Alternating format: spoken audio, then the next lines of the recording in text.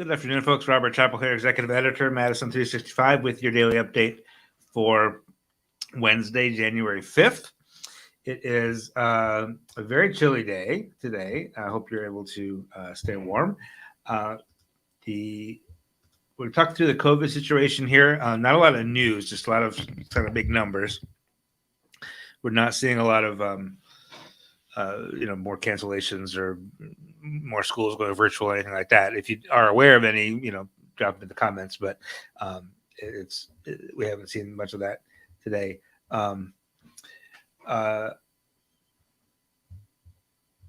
Jessica, good to see you. Thank you. Jessica asked yesterday, our states would it be going to a state still be safe? And without trying to give too much medical advice, I kind of said I probably would avoid large indoor gatherings. I think it's fine to go out, to be out and about, and to be like among people if you're vaccinated and boosted, preferably, and masked. But just being indoors for a long period of time with lots of people just doesn't sound real good to me right now. Here's the deal: Omicron today, not just Omicron, COVID today. We in Madison, or in Wisconsin rather, we are reporting 10,058 new cases.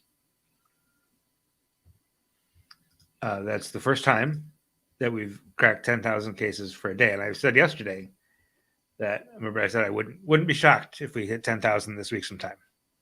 And here we are. That number by itself doesn't mean a lot, because it could be, if 9,800 of those cases are perfectly mild, then fine. But it does push our 7-day average to 6,260. So we've talked a lot about this, but what does that mean practically? What are the consequences of that?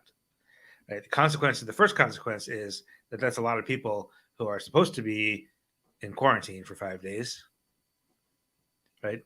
Add those 10,000 people to the 8,000 people we saw yesterday, to the 7,700 people we saw the day before that. It's just a lot of people who are supposed to be in quarantine and therefore are not teaching or working or, doing what they got to do. But the other consequence is that we saw in 2020, that the case fatality rate was about 1%, meaning about 1% of the people who were identified and confirmed to have COVID died, right? So we would expect at 6,260 cases today, we would expect to see in 4 weeks from now, maybe 6 weeks, we'd see 62, 63 deaths per day. I think that was a pattern that we could really identify in 2020. It doesn't look like it's going to be that bad this time, right? It looks like the fatality rate, looks to me, based on relatively small sliver of data, that the fatality rate is probably now closer to 0.8% or so. So I would still expect to see, in a month from now, about 50 deaths per day, 50. Today we're at 21. That includes 44 confirmed deaths today. One hopes that maybe I'm still overestimating. Maybe it's going to be closer to 0.5%, just because a lot of vaccinated people are being infected. If that's the case, then we'd be around 30 deaths per day, which would be fine, which would not fine at all. That's not fine, but would be better than what we would be bracing for as of last year.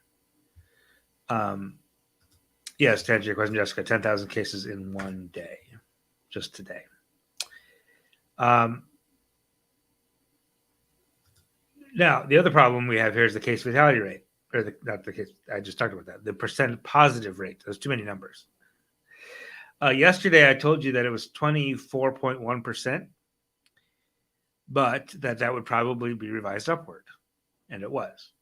We're now reporting that yesterday's positive test rate for the 7 days leading up to yesterday was 26.3%. More than 1 in 4 COVID tests in the previous 7 days was positive. Today, we're at 25.1, and I assume that is also on the low side. that'll probably get revised upward tomorrow and be well over 26% in reality. Which means a couple of things. It just means, and I will also say that there is more testing now than we've seen in recent weeks. For example, we don't have do we have the data from the most recent day that we have actual numbers for is Saturday, the 31st. There were 11,636 positive tests and 34,029 negative tests, which means that some of these 10,000 tests, these 10,000 cases today, actually were done late last week, right? Because now we're seeing on the 29th, I think I'm just now seeing this. I'm just now recognizing this finally. Yeah. Sorry, I'm just looking back at last November.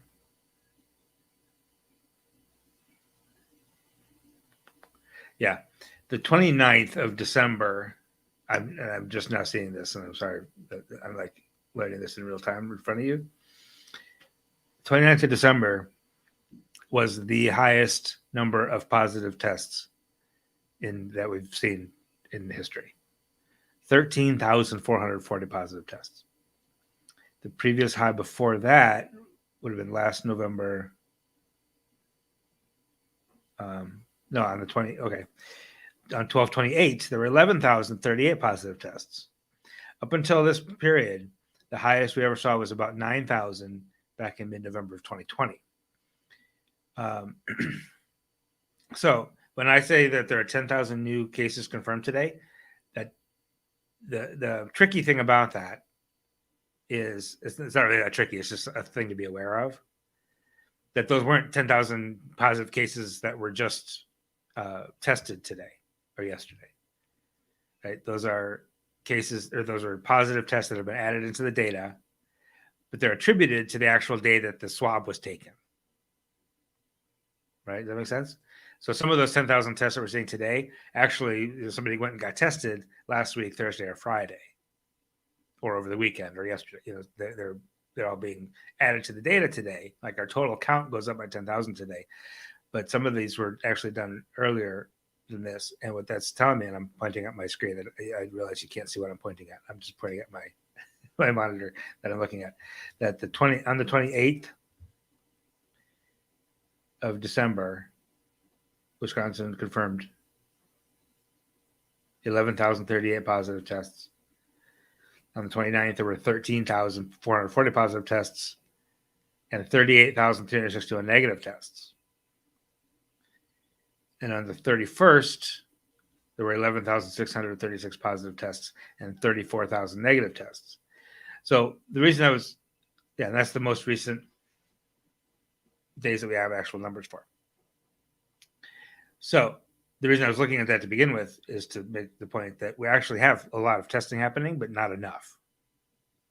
Right? Looks like we're still doing like over 40,000 tests per day. On the 23rd, it was almost 50,000 tests. So it's not like the testing has gone away, right? It's still hard to get a test. There's a long line to get a test at a community testing site. But we're still doing 40-something thousand tests a day, of which now, 1 out of 4, roughly, is positive. Yes, that's still high and bad. Jessica asks, is this high and bad? Yes, it is. Well, let's say it this way. It's high. These numbers are high. It remains to be seen whether or not it's bad, right? Because there's this idea that Omicron is less severe. So whether this high number of cases is really, really bad remains to be seen. I think it is, but I can't say that unequivocally. Here's the reason I think it is bad, is that hospitalizations are also up. Now we're over 2,000 for the first time since November 2020. We're at 2,002 right? That's an increase of 39. That's an increase of 290 over the past week. It's like a 16% increase in the past 7 days. We also set that's not quite the record. The record was 2,300 roughly, almost 2,300 back in November 2020. 464 of those people are in the ICU. That's only 2 more than yesterday. So it's increasing, but it's not increasing as fast as it was over the weekend and earlier in the week. Okay, so that's okay news. Not great news, but okay. The bad news is there's 51 ICU beds available. Yesterday there was 60 in the entire state of Wisconsin.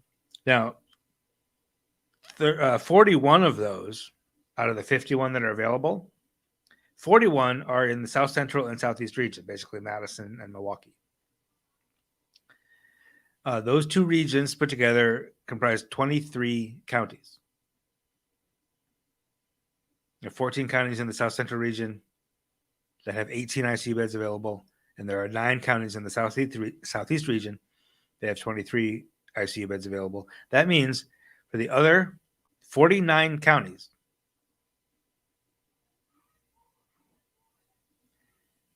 is that right? 49?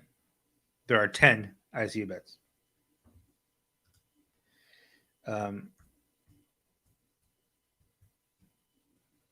49 counties. There are 10 ICU beds available.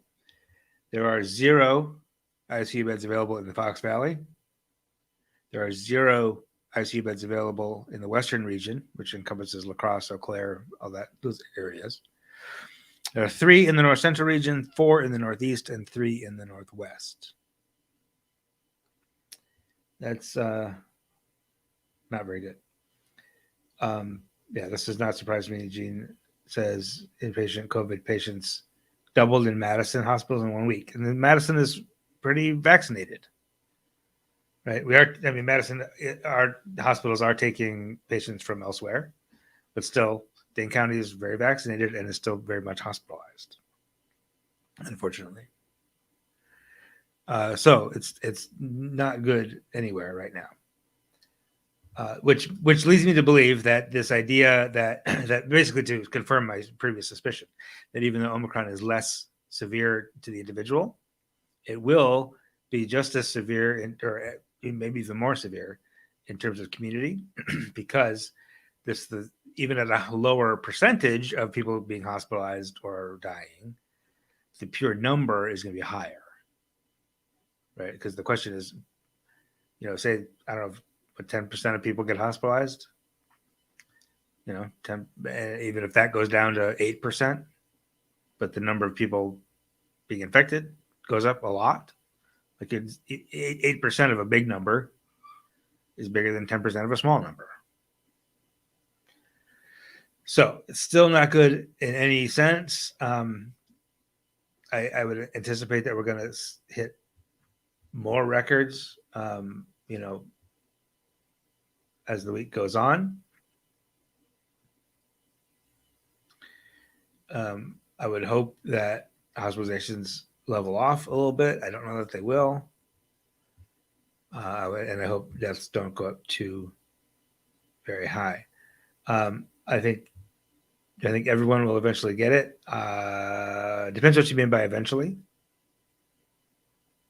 Right? If you think about influenza, everybody's had flu at some point over the course of their life, which, in my case, over the course of many years. Well, do I think everybody's going to get COVID in the next year? Probably not. I think we're all going to test positive at some point in our life over the next 20, 30 years, possibly. Ideally at a time where that it becomes more like flu, where it's not, where the death rate is like 0.1% instead of one full percent. I'm not yet ready to throw in the towel and be like, well, we're all just going to get it. So whatever. I think some people are at that point right now. I'm not. I'd be much more willing to be at that point if 85% of us were vaccinated.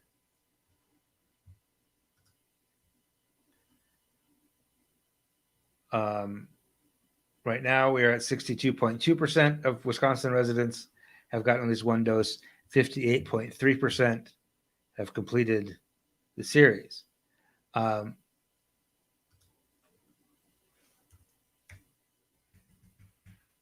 that means that there are still well over 2 million people who have not been vaccinated. About 1 million of those have been infected at one point or another. However, Omicron is infecting people who've been infected before.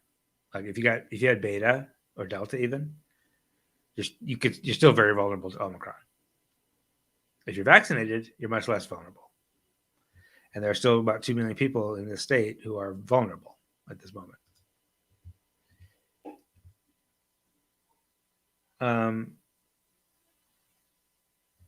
This is a great question, Jessica. And never be sorry for asking questions. Never, ever be sorry for asking questions. Jessica asks one other thing. Do you think we will have normality this year, or it could be a year or two that it's bad? Will we ever have it normal before this? Again, that's a question a lot of people are thinking about, and it's an excellent question. My own personal feeling is that I was just thinking about this today.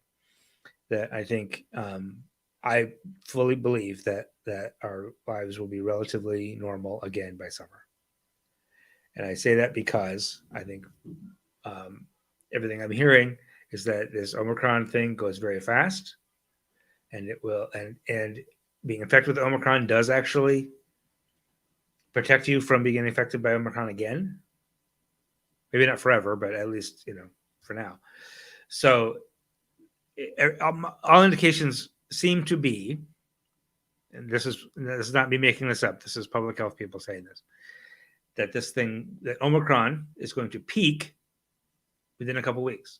So I'm going to be coming on here for the next probably 2 weeks or so, telling you about very dire, big numbers. It'll seem scary. And then we'll turn a corner. And one day it will be slightly less than the day before. And then it'll be a little bit less than that. And eventually, after, by spring, by the time we hit the second anniversary of this, I don't know what you mean by what about COVID, Jessica? I'm talking about COVID. Omicron is COVID. Omicron is a variant of COVID. So we're still talking about COVID here. But when Omicron peaks, that's going to be peak COVID, because right now Omicron is COVID. Right? There's just not much Delta left.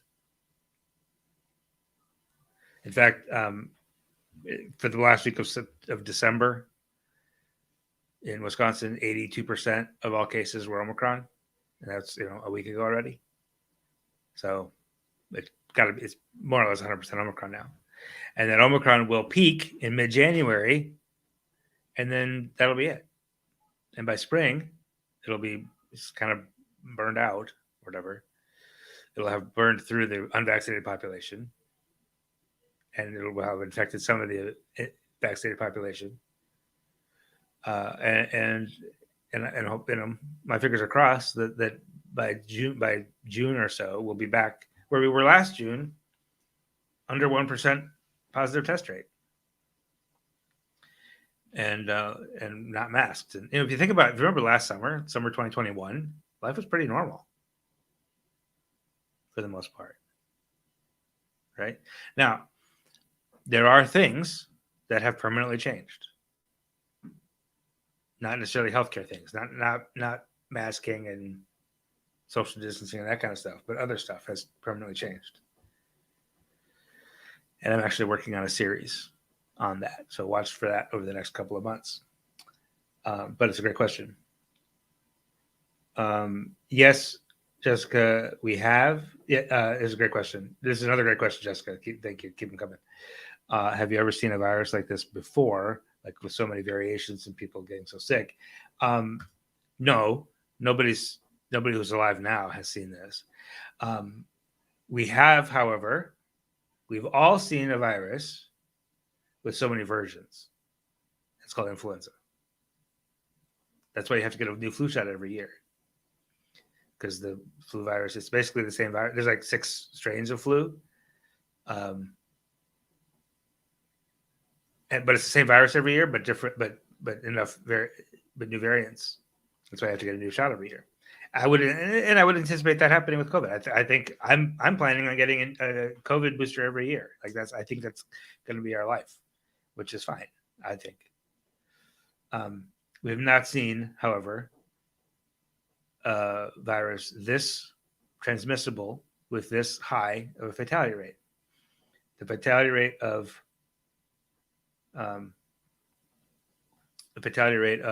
flu, like I said, is about 0.1%.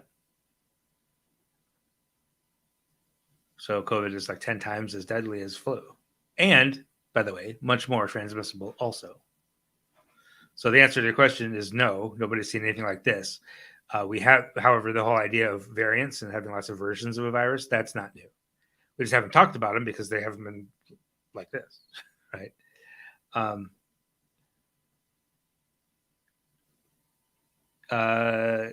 Gail and Laura, thank you. Laura asks about, have you heard anything about where the under 5 vaccine is in terms of approval?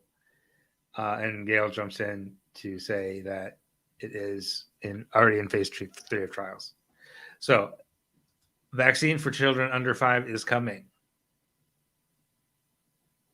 And it's going to be one of those things that you do in one of your annual physical, probably. You get, your kids get lots of shots and they're going to get one more. So thank you, Gail, for jumping in on that. Okay. So we are going to take a short pause. If you have any other questions, drop them in here. I just need to take a little break and talk about some other news. But don't go away. And if you have any other questions, feel free to drop them in there. I'm happy to answer any questions that you have the best that I can. But I'm going to take a short pause. We'll be right back in 30 seconds. Don't go away.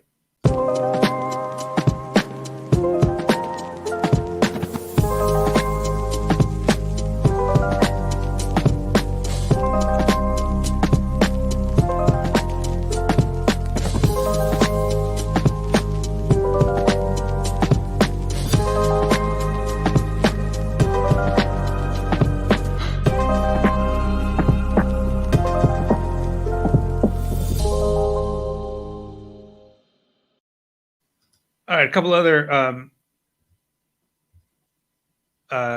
other local news items. The filing deadline for elections, for the spring elections, was yesterday in Dane County. And we now know that there will be only one contested school board race, which means Ali Muldrow will maintain her seat on the school board. And Nichelle Nichols will take the place of Ananda Murilli, who decided not to run again.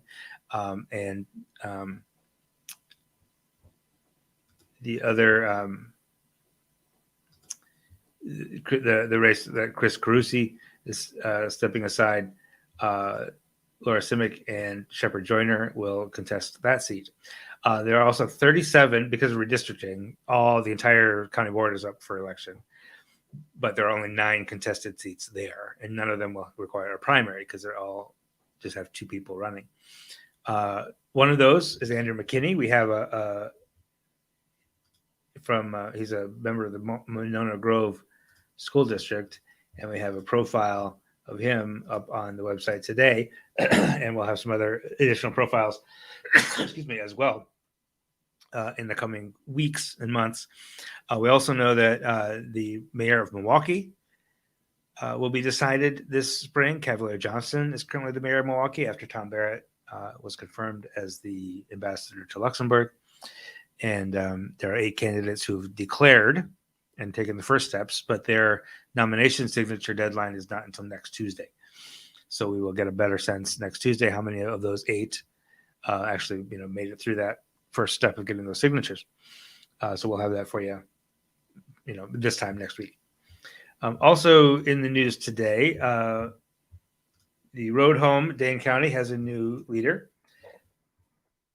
And her name is, I have to get the name here. I had it right. I just wanted to make sure. Georgia Allen was, until recently, or I guess still is for another week, is the director of community engagement at the Road Home, which is an organization. It's a nonprofit organization that helps families find homes, basically. Excuse me. It's an organization that works to fight family homelessness, is basically it. Georgia was the community engagement director, or is the community engagement director, and will take over as executive director on January 18th. Also, you may have seen this. I don't know if you saw a couple of days ago, Very Asian trending on Twitter and elsewhere. Basically, Michelle Lee, you see here. You may recognize her. If you're from Madison, you might recognize Michelle. She was a anchor and reporter at Channel 3 here in Madison, and is now an anchor in St. Louis. And she posted a very, very hilarious video of herself just kind of smirking and drinking tea while listening to a voicemail message that somebody called into the station and complained that Michelle had mentioned that she's Asian. She mentioned on the air that she's going to be eating dumplings for New Year's, which is a thing that Asian people do. It's not just all Asian people, but like a number of different Asian cultures have dumplings as a food staple, right? And this caller complained that how dare she say that because she was just being very Asian. And if a white person said, well, white people eat this on this day, like, you would be offended, which, first of all, no white person would ever say that. Right? You don't say I'm white, therefore what I say is I'm Norwegian, so I have lefse for Christmas. Or lutefisk, which nobody actually wants to eat, but everybody has to because we're Norwegian. That's what we do. Or lots of people talk about their own ethnic traditions. And the fact that she said she was just being very Asian. A lot of people responded by celebrating how very Asian they are. And now you can buy very Asian t-shirts and stuff like that. But anyway, we have a story up now kind of recapping this whole thing at Madison365.org because Michelle is a friend of ours. You know, she's not from here, but she worked here for a while. We got to know her just as colleagues in the journalism business. And it was kind of fantastic to see her take that really negative, racist phone call and embrace it, kind of. So that is the news I have for you today. I appreciate your attention. I appreciate all the good questions. So I'll be back tomorrow, very likely with another record for you. But we'll see. We'll have to see. I would not be surprised if it was, more again tomorrow, more than 10,000 again tomorrow. But we'll see. And we will see if that's bad or not, right? 10,000 is a lot of cases in a day, but if it doesn't lead to a lot of hospitalizations and deaths, it's okay. Right now, it is leading to a lot of hospitalizations. We'd like to see that level off, so we'll keep our fingers crossed there. But in any case, I'll be back tomorrow with more news for you. Also, one other thing I'll mention is that tomorrow is the anniversary of the January 6th attack on the Capitol. And on the podcast tomorrow morning, if you listen to the It's Only 10 Minutes podcast, wherever you get your podcasts, I'm going to have Dr. Marie Shepard, who's a political scientist at Madison College, talking about that anniversary, what it means, what we've learned in the last year about that, and what threats he sees, and the comparisons he sees between that event last year and other revolutions and insurrections and coups around the world. Really interesting conversation. So listen to the It's Only 10 Minutes podcast for that. So then, have a wonderful evening, and we will take care of yourself, take care of each other. We'll see you soon. This is 365 Media.